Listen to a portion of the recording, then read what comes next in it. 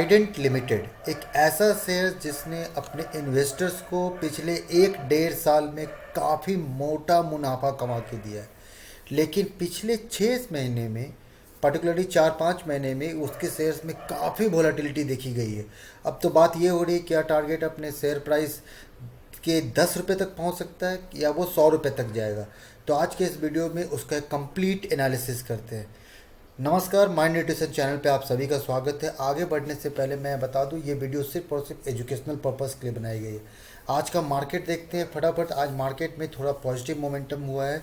0.85% की बढ़त दिखाई है। निफ्टी ने 15,832 रुपये के इंपॉर्टेंट लेवल पे बंद हुआ है। सेंसेक्स में भी आज 0.82% का ग्रोथ है। 53,161 रुपये पे जाके बंद हुआ है। टॉप 5 गेनर्स की बात करें तो आज पेटीएम के इन्वेस्टर्स को तो काफ़ी दिनों के बाद ऐसा ग्रीन ग्रीन दिख रहा है। तो पेटीएम में 8.22% का ग्रोथ हुआ है और 701 रुपये पे जाके शेयर बंद हुआ है।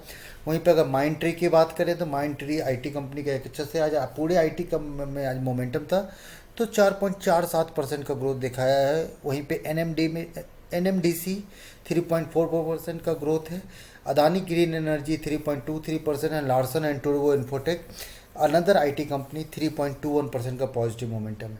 लूज टॉप 5 लूजर्स की अगर बात करें तो जोमेटो आज फिर से 6.60% के से फॉल हुआ है। 65 रुपये 85 पैसे पे बंद हुआ है। एचडीएफसी एसेट मैनेजमेंट कंपनी 3.20% का फॉल है। 1,757 रुपये बंद हुआ। बायोकॉन 2.14% का फॉल है। 319 रुपये पे बंद हुआ। Cholamandalam investment and finance company में 2% का नेगेटिव दिखाया गया। 434 रुपये 25 पैसे बंद हुआ। और फाइनली इंडस टावर के बारे में आज 1.97% का फॉल है। 211 रुपये 85 पैसे पे बंद हुआ। तो ये था मार्केट का फटाफट। अब हम थोड़ा सा बात करते हैं ट्राइडेंट ग्रुप। क्या इसका बबल बर्स्ट हो गया है कि क्या ये शेयर्स में अभी भी कुछ जान बाकी है? एज ए इन्वेस्टर्स हम लोग इस शेयर्स में बारे में क्या सोच रखते हैं और इसको थोड़ा एनालिसिस करके आज देखते हैं।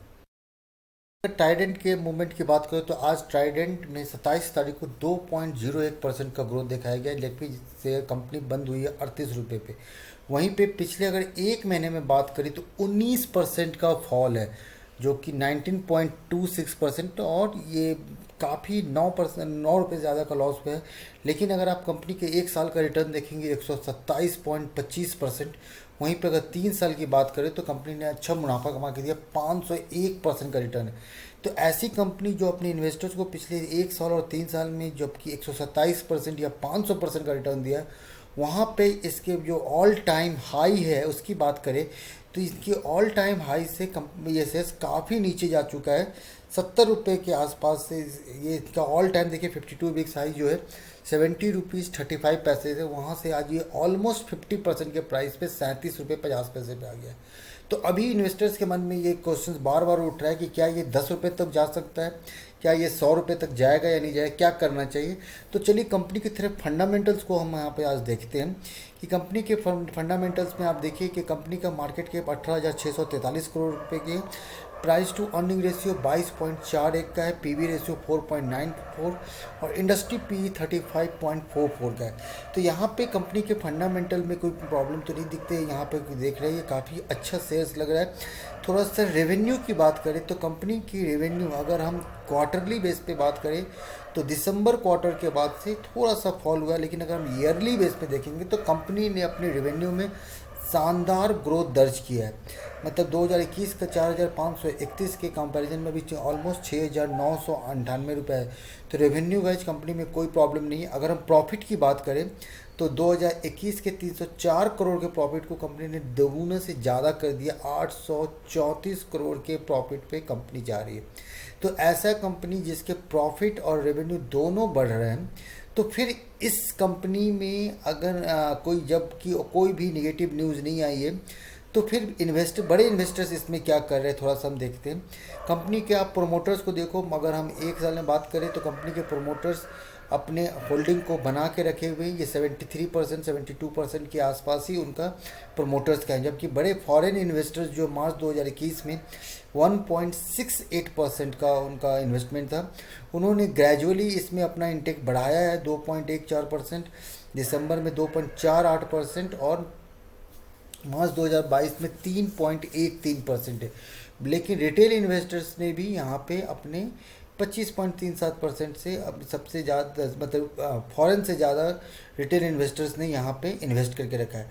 तो फॉरेन इंस्टीट्यूशनल इन्वेस्टर्स को जो FIIs का जो होता है उसको कंपनी में अभी भी काफ़ी प्रॉफिट दिख रहा है, उनको उसमें यहाँ पे कोई प्रॉब्लम्स दिख नहीं रही है। तो उनके हिसाब से भी लगता है कि कंपनी में कोई उनके इन्वेस्टमेंट पैटर्न को देख के लगता है कि कंपनी में कोई प्रॉब्लम तो नहीं उनके हिसाब से। और अगर हम फंडामेंटल्स की बात करें तो कंपनी का रेवेन्यू ग्रोथ हुआ है, कंपनी का प्रॉफिट ग्रोथ हुआ है, तो यहाँ पे भी कंपनी को कोई प्रॉब्लम तो दिख नहीं रहा है। अभी हम स्क्रीनर वेबसाइट पे आए हैं जहाँ पे कंपनी के थोड़ा सा एनालाइज करते हैं कि कंपनी का मूविंग एवरेज और 52 डेज मूविंग एवरेज के हिसाब से कंपनी का शेयर प्राइस में कैसा फॉल हुआ है।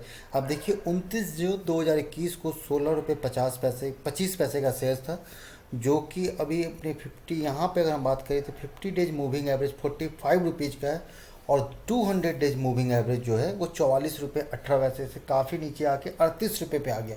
तो यहाँ पे प्राइस सर्टेनली कंपनी यहाँ पे किसी स्टॉक से कम हुआ है, लेकिन अगर आप बिज़नेस को देख रहे हैं तो बिज़नेस में तो कोई प्रॉब्लम नहीं दिख रहा है। आप प्रॉस में थोड़ा प्रॉस एंड कॉन्स एनालाइज करते हैं तो कंपनी का गुड क्वार्टर में रिजल्ट एक्सपेक्ट किया जा रहा है, कंपनी के गुड प्रॉफिट उन्होंने राउंड अबाउट 20%, मतलब 19.86% का से ज़्यादा का CAGR प्रॉफिट है लास्ट 5 साल का। तो कंपनी में कुछ प्रॉब्लम तो नहीं दिख रहा है। अगर कंपनी के नेगेटिव की बात करें तो स्टॉक का ट्रेडिंग अभी भी 5.054% अपने बुक वैल्यू पे अभी भी 5% ज़्यादा चल रहा है। And company has delivered a sales, थोड़ा सा वो बोल रहे हैं कि लास्ट 5 साल में क्योंकि कोरोना इस सब के कारण पहले कम हुआ था, लेकिन अभी ये इसमें भी कोई प्रॉब्लम नहीं है। कंपनी माइट भी कंप्लाइजिंग द इंटरेस्ट कॉस्ट, कंपनी को जो लोन है उस पर वो इंटरेस्ट कॉस्ट की बात कर रहे हैं। अगर हम यहाँ पे प्रॉफिट एंड लॉस स्टेटमेंट में आ रहे हैं तो आप देखिए ये जो सेल्स का नंबर है 1792 करोड़ से लेके ये 6998 करोड़ पे आया है। तो ये कम्प्लीटली सेल्स में कोई प्रॉब्लम नहीं है, उनका सेल्स बढ़ रहा है। कंपनी की ऑपरेटिंग प्रॉफिट की बात करें तो ऑपरेटिंग प्रॉफिट में भी 2010 के कंपेरिजन लास्ट 10 साल में हम यहाँ पे कंपेयर कर सकते हैं। तो आप देखिए 337 करोड़ का ऑपरेटिंग प्रॉफिट कंपनी को 2010 में हो रहा था, वही बढ़ के अभी 1512 करोड़ का है। तो ये इसमें भी कंपनी ने काफ़ी प्रॉफिट वो दिखाया। अगर प्रॉफिट बिफोर टैक्स की अगर हम बात करें तो आप यहाँ पे भी देख सकते हैं कि सिर्फ इस 10 सालों में 1 साल कंपनी ने नेगेटिव प्रॉफिट दिखाया था 2012 में, उसके बाद ये कंटिन्यूसली बढ़ता जा रहा है। तो यहाँ पे कोई प्रॉब्लम ना प्रॉफिट बिफोर टैक्स में है ना इनके नेट प्रॉफिट में। तो ऐसा कोई भी नंबर्स नहीं दिख रहा है जिससे के कारण हमें या आपको एज ए इन्वेस्टर्स इसमें वो चिंता करने की बात होती है। तो अगर हम यहाँ पे बात करें तो दोस्तों जैसे हम लोगों ने इन 2 वेबसाइट्स के मदद से देखा है, स्क्रीनर पे जाके और एक ग्रो ऐप पे जाके, कि ट्राइडेंट के फंडामेंटल्स अभी भी इंटैक्ट है। तो अभी जो भी शेयर्स का मार्केट में फॉल दिख रहा है वो मार्केट के वोलेटिलिटी के कारण ही दिख रहा है। तो जब एज ए इन्वेस्टर, क्योंकि मैंने भी ट्राइडेंट में इन्वेस्ट करके रखा है ऑलरेडी, तो एज ए इन्वेस्टर मुझे कुछ निगेटिव नहीं दिख रहा है। लेकिन आपको भी अगर ट्राइडेंट में आपका इन्वेस्टमेंट है तो प्लीज़ पैनिक में मत आए, शेयर्स को कंप्लीट एनालाइज करें। अगर आपको कोई ऐसा पॉइंट्स दिखता है तो प्लीज़ कमेंट करके मुझे बताइए जिसके कारण ट्राइडेंट का शेयर्स आपको होल्ड करना चाहिए या ना करना चाहिए, मुझे भी बताइए। लेकिन मुझे इस यहाँ पे कंपनी की तरफ से कोई नेगेटिव पॉइंट्स नहीं दिख रहा है। ऐसे ही इंटरेस्टिंग वीडियो के लिए हमारे चैनल को लाइक शेयर एंड सब्सक्राइब करें। Thank you.